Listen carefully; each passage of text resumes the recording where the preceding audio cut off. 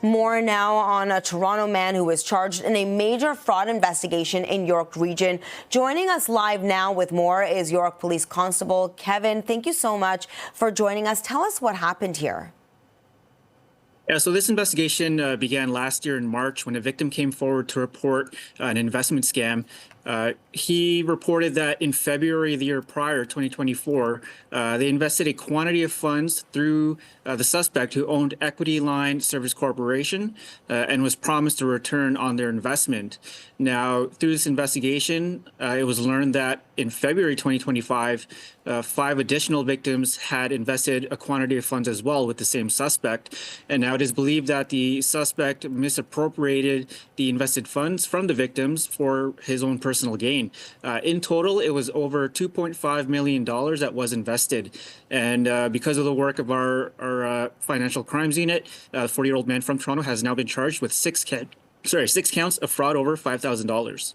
Can you tell us that you're thinking that these aren't the only people that were frauded by this man? Are you looking for more? Yeah, we are. The investigation is still ongoing. And again, we are putting the male's photo out because our investigators do believe that there are additional victims and encourage them to come forward if they have any similar cases like this one. What do you have any advice for victims? Yeah, so I mean, scams happen all the time. Investment scams are a bit more specific in terms of what to look out for.